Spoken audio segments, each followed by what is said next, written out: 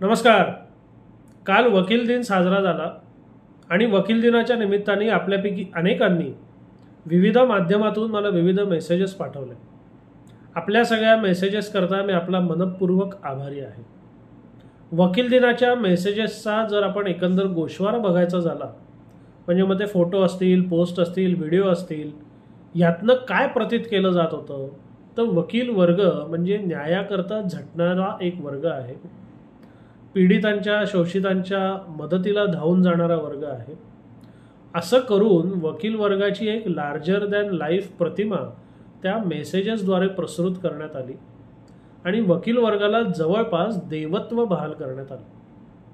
आता वकील वर्गाला किंवा कोणत्याही वर्गाला जेव्हा असं देवत्व बहाल केलं जातं तेव्हा त्याची सत्यता किंवा वास्तविकता तपासून बघणं हे किमान मला तरी गरजेचं वाटतं. म्हणून या सगळ्याबद्दल माझी काही स्पष्ट मतं मांडण्याकरता मी हा व्हिडिओ करत आहे.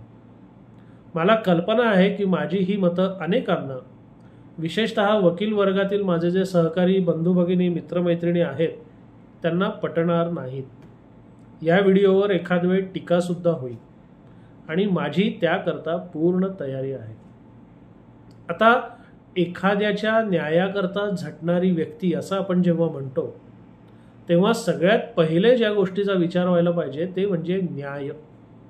आता न्याय ही अशी गोष्ट आहे की ज्याची व्याख्या होऊ शकत नाही. प्रत्येक परिस्थितीनुसार, प्रत्येक व्यक्तीनुसार ते बदलत जातं आणि त्या न्यायाच्या अनुषंगाने न्यायालय काम करू शकतं का हे बघणं सुद्धा गरजेचं आहे. एक अगदी साधं उदाहरण आपण घेऊया. समजा दोन मित्र आहेत, अनेक वर्षापासून त्यांची मैत्री आहे आणि एकाला गरज असल्यामुळे दुसऱ्याने त्याला काही रोख पैसे उधार दिले. बरं, संबंध चांगले होते त्यामुळे काही लिखाण किंवा पावती वगैरे काही केलं नाही. कालांतराने ज्याला पैसे दिले होते त्याने ते पैसे मिळाल्याचं नाकारलं आणि परत देण्याचंही नाकारलं. आता अशा प्रकरणात ज्यांनी पैसे दिले त्यांनी जर न्यायालयात दाद मागितली तर कोणत्याही साक्षी पुराव्याच्या अभावी त्याचं प्रकरण फेटाळलं जाण्याची शक्यता ही अधिक आहे.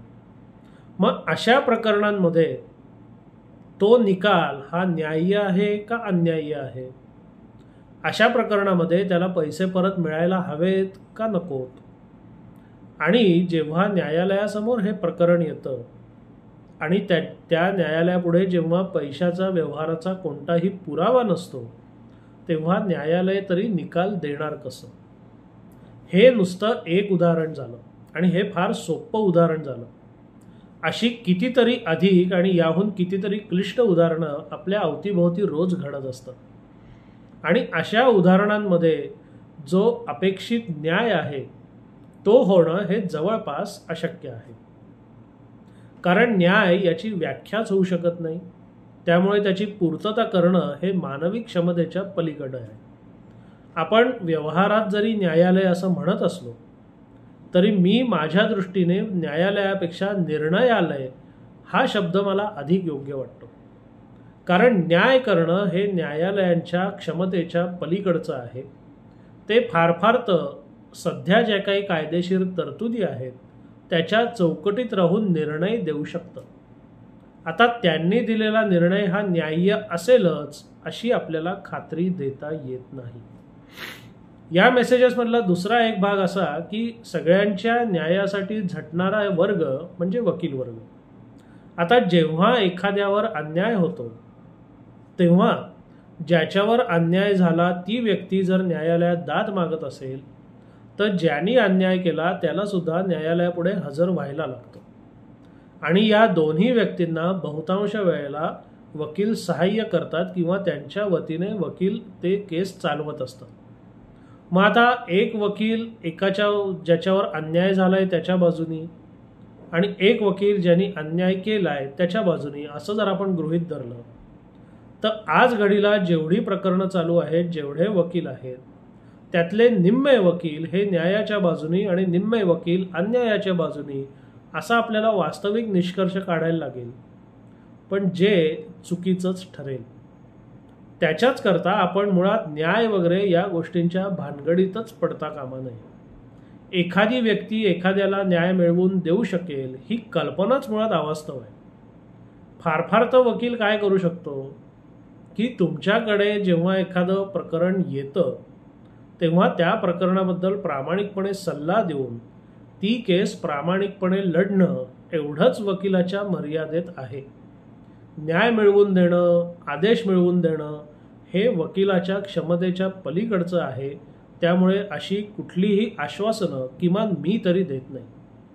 माझ्याकडे जेव्हा कोणताही पक्षकार येतो तेव्हा त्याच्या एकंदर प्रकरणाबद्दल प्रामाणिक परिस्थिती आणि कायदेशीर तरतुदी त्याला समजावून सांगणं, न्यायालयात गेलो तर यश अपयशाची एक अंदाजे शक्यता वर्तवणं आणि त्याच्यापुढे जर त्यांनी न्यायालयात जायचं ठरवलं तर पूर्ण प्रामाणिकपणे आणि मेहनतीने त्याची केस लढणं एवढ्यापुरतीच माझी जबाबदारी मर्यादित आहे असं मी समजतो आणि तशी स्पष्ट कल्पना मी प्रत्येक पक्षकाराला देत असतो.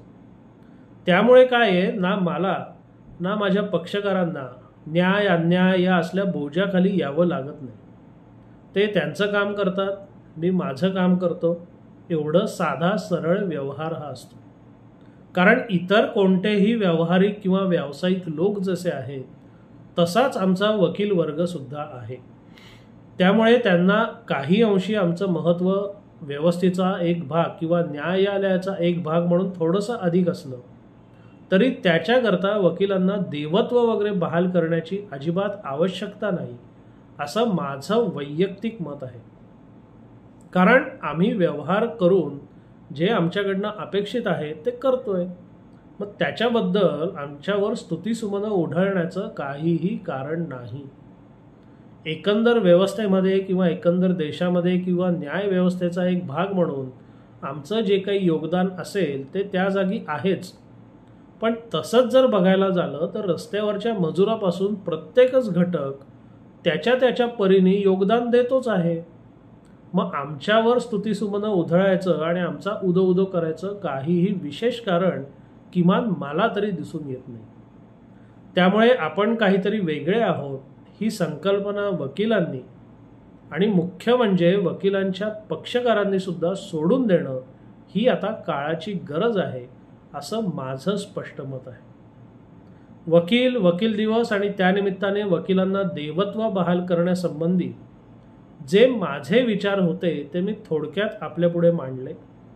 आपल्याला हे पटलेच पाहिजेत असा माझा अजिबात आग्रह नाही. आपल्याला हे पटणार नाही, एखाद वेळ रुचणारही नाही.